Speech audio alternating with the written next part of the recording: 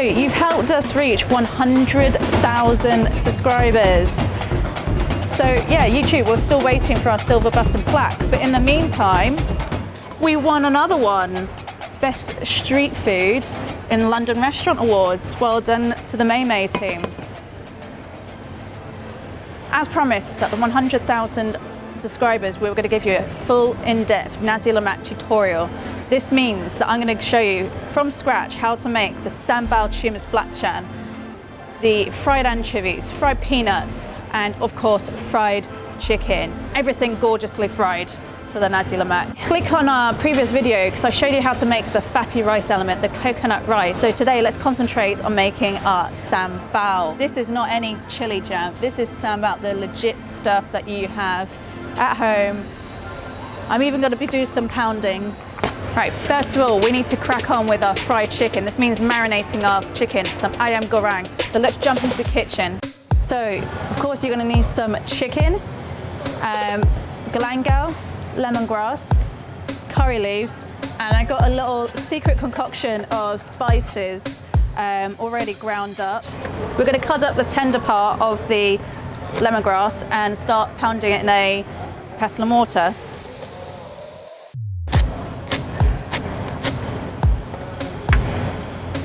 This will do.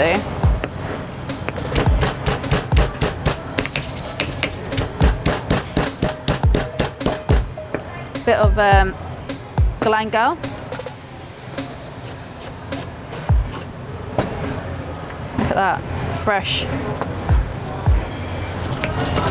Definitely going to need a bigger pestle and mortar next time. Right, garlic, and I'm going to just cut up some shallots to go in there as well. Right, so first up, I'm just pounding lemongrass, galangal, garlic and shallots together into a smoother paste. Add a chili actually. Right, I've added a little bit of water in there to help it blend together. Definitely you're doing this sort of amount, get a bigger pestle and mortar. So you've got this sort of smooth paste. I'm gonna add that to our chicken. I got chicken thighs, so I like to use any chicken that is on the bone. Anything that's off the bone, like the breast, will just dry out and not be very nice when you fry it. So I've got some chicken thigh there. It's going to go into a little plastic container. These are quite big chicken thighs. Right, now our spices go in there. This is our secret May blend, but if I was making this back home, it'll be a blend of ground cumin, coriander, some turmeric, chili powder, maybe a touch of white pepper and salt, and of course, a good dashing of MSG if you'd like. And now 1 egg, crack in 1 egg, a couple of tablespoons of corn flour,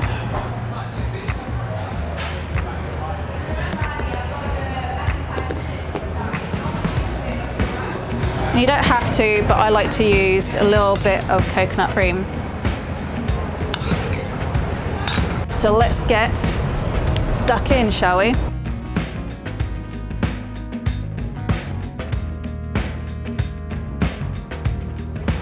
I don't have any fresh ones, but I found some curry leaves from the spice shop. So they're going to go in there. Got quite a few because I'm going to fry those off with the chicken. And we're going to let this marinate for at least a couple of hours, or overnight is best. Yeah, so I'm going to put that in the fridge. Next up is the main star of the show. We're going to be making the sambal tumis belacan. So sambal, chili paste, tumis means cooked, and belacan, of course, is this lovely, lovely funky stuff, fermented shrimp paste. Now this stuff makes us really popular in Borough Market when we're toasting it. So the way I like to toast it is, I'm going the old-fashioned way of toasting it over a barbecue.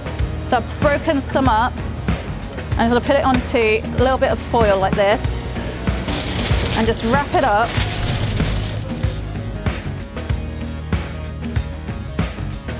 Like a little parcel, little present, little stinky little present. And I'm just going to put this on my barbecue that I already lit earlier, and that is going to take a few minutes just to toast nicely in that foil. And that's going to be perfect for the sambal. So sambal, you're going to need these core ingredients. The dried chili that is soaked for at least 30 minutes, and I've taken the tops off. Chilies, fresh chilies, lemongrass, candle nuts, If you can't find candle nuts, you could also use macadamia nuts, but I always try and source candle nuts for making sambal. Shallots, peeled garlic, gula melaka. You can use palm sugar or brown sugar. I made the gula melaka into a syrup by dissolving it with a little bit of water, and it's just reduced to this pure gula melaka. That is going to give it such a lovely flavour. And of course we've got the black chan toasting over there. And lastly, we've got some tamarind. So I had a tamarind block, and then I just steeped it in some hot water, gave it a little mush around to make it soften up, and then passed it through a fine sieve, and you'll end up with this lovely tamarind juice, this Assam juice. That'll give it a nice sour note to the sambal. Because I don't want this to be an entire video of me pounding in the pestle and mortar, we're going to use my trusty Thermomix, which does an equally good job. So I'm just going to cut the chilies into smaller pieces, taking the tops off, and into the blender, shallots. When I'm using a really powerful blender like this, it's fine to blend it all in one go. Dried chilies are going to go in. Garlic, candle nuts. Let's give this a blend.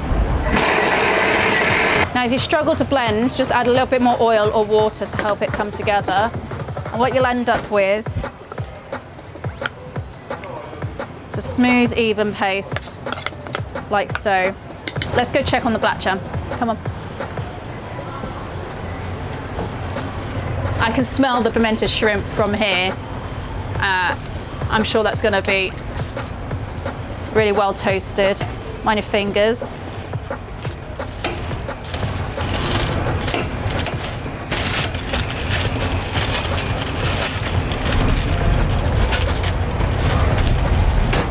Woo! At least we'll get a seat on the tube tonight. So that's all going to go into here. Give it a quick blend again. So you could do this in a wok, but I've made quite a batch here, so I'm going to do it in my saucepan. Hot oil in there. And then goes that sambal. Give it a gentle stir. You want enough oil in there so that it doesn't catch on the bottom. And we are simply cooking out all of those chili, garlic, shallots, real nice and slowly, so that it releases all that aromat, all that spice and heat. You're going to want to have a lot of patience with this one, because you don't want it to catch on the bottom and then just ruin all that hard effort on making the sambal. So you can kind of give it a stir every now and then. In the meantime, I'm going to heat up some oil, because I'm going to fry off some peanuts and anchovies. I just got some vegetable oil. We've got peanut allergy guy's favourite item, some red skin peanuts or pink skin peanuts. So these have basically got the skins left on them. I'm going to add them into oil. You don't need to be cooking this many peanuts for a batch of Nasi lemak, just a couple of handfuls will do. But I'm just getting ready for prep for the busy weekend ahead at the restaurant, so I thought I'd give the guys a little hand. That oil is going to come to 125 degrees centigrade, and we're going to confit them for about 25 minutes. It's just a technique that we've perfected at the restaurant after being here for a couple of years. You can roast them in the oven, you can roast them in a small bit of oil in a pan. This is just our favourite way of doing it at the restaurant. Now let's check back on the sambal. Notice how it's changed into this rich red, dark red hue. Let's finish the sambal off. Right, that sambal looks like it's pretty much ready. Let's add in the gula melaka, a couple of tablespoons of that tamarind, the Assam. Give it a good stir. And that sambal is pretty much nearly ready. We're going to check the seasoning, whether it needs any more sugar or salt. If it does, just add a little bit more gula melaka or palm sugar or caster sugar. Yep, so you can see after 25 minutes, look how evenly coloured they are. Every single one of them are perfectly roasted and confit. Go onto a little tray like that, just to get the excess oil. Now, because I'm going to be a little bit lazy, I'm going to reuse this oil that I used for the peanuts to fry the ikan bilis in, the anchovies. Obviously, if you've got a peanut allergy, don't do this. But I'm pretty sure you're full, right? So you're not eating any of this. Right, so ikan bilis. dried anchovies. You can get these gutted, you can get these filleted or beheaded, or these ones I've got them whole. They should be gutted. I'm just gonna bring this oil back up to a frying temperature. So I'm looking for about 160 to 80 degrees. You want it to fry pretty quickly. So I'm just gonna get another tray ready. If you have everything ready, you're less likely to overcook and burn anything. It's just at 160 degrees, so I'm gonna put one in as a little tester. You want it to hit that oil and sizzle straight away to the top. That means it's when it's perfectly ready. Carefully, I'm just gonna drop this into the oil. Give them a little stir.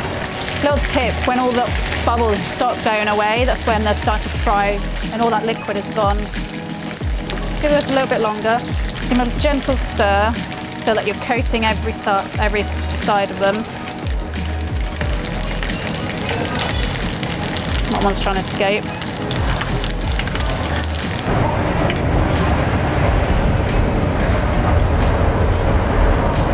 So that is a pretty epic snack.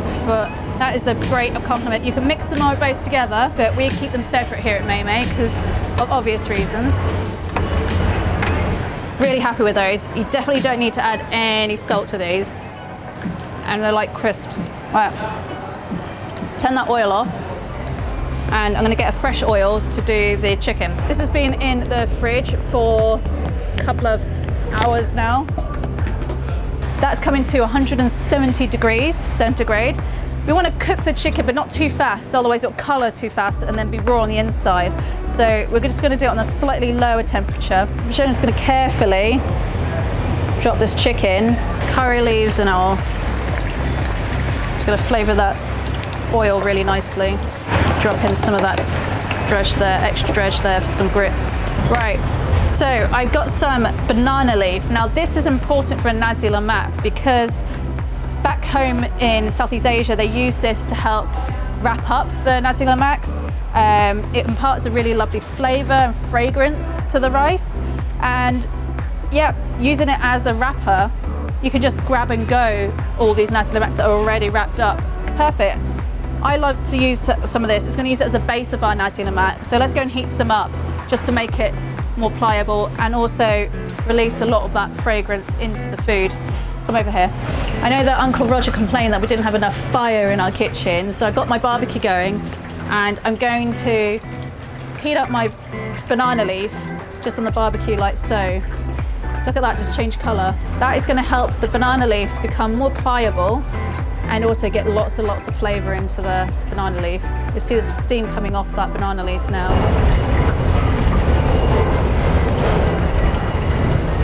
Much easier.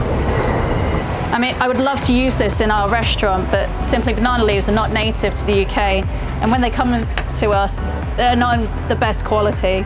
Doing a traditional nasi lemak, we're doing it the right way. So let's plate this up. So I've got all my little elements here for a mini nasi lemak. I'm gonna try wrapping it up now, just by bringing these two together, like so.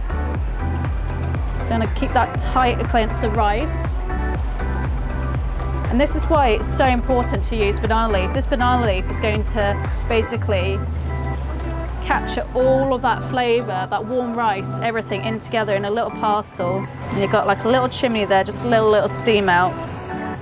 It's not perfect, but I like to think that my aunties wouldn't be too sad, or uncles won't be too impressed about that. For me, that is like the ultimate like little packed lunch. I mean, I'd much rather have that for lunch than, say, a ham and cheese sandwich. I'm going to probe the chicken. It's got a really nice colour, and yeah, it's over 73 degrees, so that chicken's cooked. These thermopens are really, really useful. I highly recommend you get one. It's the best way of not getting food poisoning.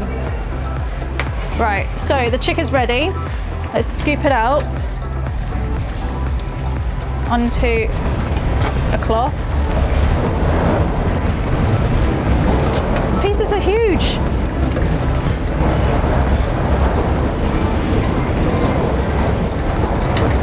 Just a little bit more seasoning. Oh my God, I'm so excited for this. The curry leaves smell amazing. Just move my award out the way, don't want to get it dirty. Oh, there's nothing more satisfying than fluffing freshly steamed rice, is there? Just going to use a bowl, scoop the rice into a little bowl to make it into a nice shape. Being quite generous here. Anchovies going on, or ikan bilis, followed by the peanuts. Don't get too close, darling. Some cucumber, egg. We've gone for hard-boiled egg here. And the sambal that we made earlier. I'm going to be generous. I'm hungry. I love sambal. I love spice and heat. That is an epic Nasi lemak. I'm pretty proud of that. Hope you guys are going to enjoy making that. But of course, let's finish it off with some of this ayam goreng. Look at that fried chicken.